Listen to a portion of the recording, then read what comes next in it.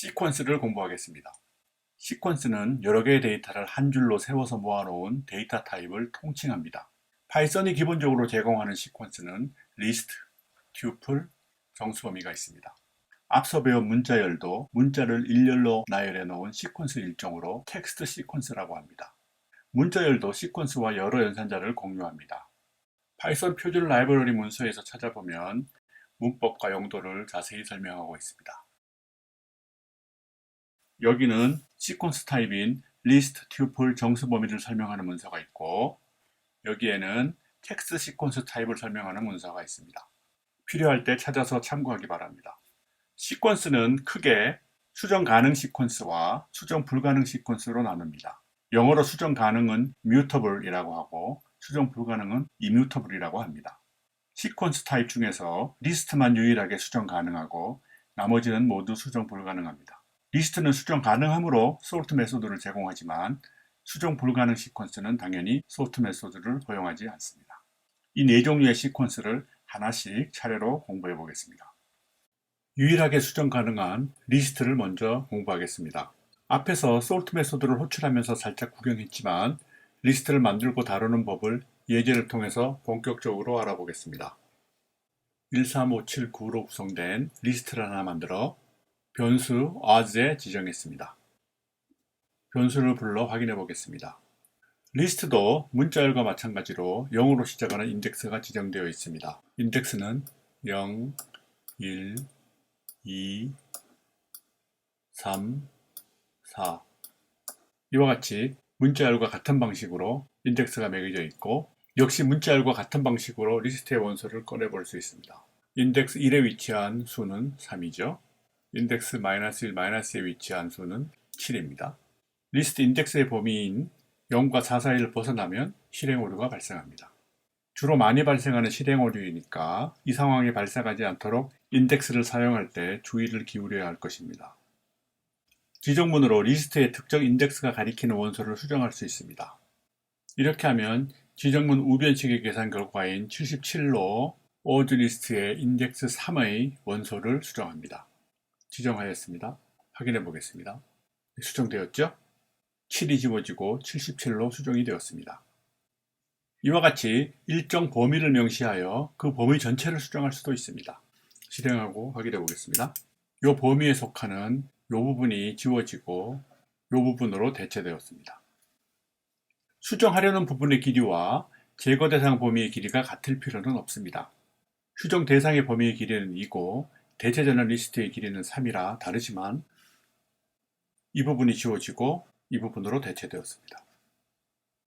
기존에 있는 리스트에 지정문으로 별명을 붙일 수 있습니다. 이렇게 하면 두 변수가 같은 리스트를 가리킵니다. 다시 말해 하나의 리스트에 별명이 하나 더 붙었을 뿐 리스트가 새로 생긴 건 아닙니다. 이렇게 원소 하나를 수정하면 orgList도 바뀌지만 org2도 똑같이 바뀝니다. 두 변수가 모두 같은 리스트를 공유하고 있기 때문입니다. 따라서 두 변수 중 하나를 참고하여 수정하면서 별명을 가진 다른 변수가 가리키는 리스트는 바뀌지 않고 있으리라 착각하면 곤란합니다. 리스트를 따로 하나 만들려면 이와 같이 리스트를 복제해야 합니다. 이렇게 하면 리스트가 하나 새로 만들어집니다. 둘 다 내용은 똑같지만 별개의 리스트를 가리키고 있습니다. 이렇게 하나를 고치게 되면 이 리스트는 바뀌었지만 이 리스트는 바뀌지 않았습니다. 리스트에 별명을 붙이는 것과 리스트를 새로 하나 복제하는 것과는 명백히 다르니 구별할 수 있어야 하겠습니다. 원소가 하나도 없는 빈 리스트는 이렇게 표현합니다. 튜플은 전에 잠깐 사용해 본 적이 있습니다. 튜플은 이와 같이 원소를 쉼표로 구분하고 괄호로 둘러싸 표현합니다. 그래서 변수를 지정할 수 있고요. 변수를 불러 볼 수 있습니다. 역시 인덱스를 명시하여 원소를 꺼내 볼 수 있습니다. 0, 1, 2 인덱스 2에 있는 원소를 내주었습니다. 이와 같이 범위를 명시하여 일부분을 잘라서 복제할 수도 있습니다. 1부터 끝까지니까 0, 1부터 끝까지 이렇게 되죠. 이 범위는 처음부터 2까지 0, 1, 2이니까 요만큼을 잘라서 내주겠죠. 리스트와 다른 점은 한번 만들면 수정이 불가능하다는 점입니다. 수정하려 하면 실행 오류가 발생합니다. 원소가 하나밖에 없는 튜플을 표현할 때 주의해야 합니다.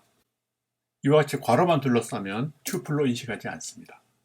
원소가 하나뿐인 튜플의 경우 이와 같이 쉼표를 뒤에 추가하여 튜플임을 알려주어야 합니다. 원소가 하나도 없는 튜플은 쉼표 없이 괄호만 쳐도 빈 튜플로 인식합니다. 문자열도 튜플과 마찬가지로 일단 만들고 난 후 수정이 불가능합니다.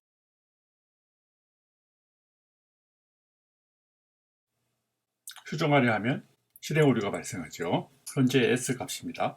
S 변수가 가리키고 있는 컴퓨터 과학 문자열을 사용해서 컴퓨터 공학이라는 문자열을 만들어 보겠습니다. 인덱스 범위를 주고 컴퓨터를 잘라내고요. 그 다음에 뒤에다 공을 붙이고 뒤에 학을 붙였습니다. 이렇게 한 다음에 다시 S에 지정을 하겠습니다. S를 다시 보면 이번에는 컴퓨터 공학이라는 이름을 가리키고 있죠. 이렇게 하면 문자열이 수정된 것처럼 착각할 수 있으나 사실은 수정된 것이 아니라 문자열을 조립하여 새로 만든 다음에 같은 이름의 변수에 새로 만든 문자열을 지정한 것에 지나지 않습니다. 레인지라고 부르는 정수 범위는 정수를 일정 간격으로 나열한 시퀀스입니다. 레인지라고 쓴 다음 이와 같이 정수 인수를 하나 명시하면 명시한 개수만큼 0부터 증가하는 순으로 정수를 나열한 정수 범위 시퀀스를 만들어줍니다. 0은 정수 범위에 포함이 되고 5는 정수 범위에 포함되지 않습니다. 따라서 만들어진 정수 범위 시퀀스는 0, 1, 2, 3, 4가 되겠습니다. 같은 정수 범위를 만들어 변수 R에 지정하고 이와 같이 인덱스를 활용하여 참고할 수 있습니다. 여기서도 역시 인덱스 범위를 벗어나면 실행 오류입니다. 특정 정수가 범위 안에 있는지 확인하고 싶으면 in이라는 키워드를 사용하면 됩니다. 예를 들어서 3이 정수 범위 R에 있는지 R에 있죠? 따라서 true를 리턴해 주고요. 5는 정수 범위 R에 들어있지 않죠? 따라서 false를 리턴해 줍니다. 정수 인수를 둘 명시하면 첫 인수는 범위의 시작, 둘째 인수는 범위의 끝을 나타냅니다. 여기서도 역시 시작 인수는 범위에 포함되고 끝 인수는 범위에 포함되지 않습니다. 다시 R로 지정을 하고요. 확인해 볼까요? 3이니까 범위 내에 있겠죠? 9도 범위 내에 있습니다. 하지만 10은 범위 내에 없습니다. 범위의 간격을 명시하는 인수를 하나 더 추가할 수 있습니다. 이 추가 인수가 없는 경우에는 간격의 기본값은 1입니다. 시작이 3이고 끝이 11이며 간격을 2로 한 정수 범위입니다. 다시 R로 지정을 하고요. 이 범위의 시작은 3이고 끝은 11이고 간격은 2입니다. 따라서 만들어진 범위는 3, 5, 7, 9까지가 되겠죠. 왜냐하면 11은 포함되지 않으니까. 따라서 3은 당연히 포함되어 있고요. 4는 포함되어 있지 않겠죠. 9는 포함되어 있고요. 11은 당연히 포함되어 있지 않겠죠. 간격을 음수로 지정하면 감소하는 범위가 생깁니다. 이 범위는 19, 8, 7, 6, 5, 4까지겠죠. 10은 포함되고요. 3은 포함되지 않고요.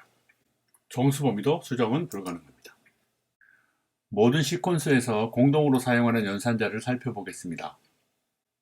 원소 X가 시퀀스 S에 있는지를 확인해주는 in 연산자는 유형의 원소 X가 시퀀스 S에 있으면 true를 내주고요. 없으면 false를 내줍니다.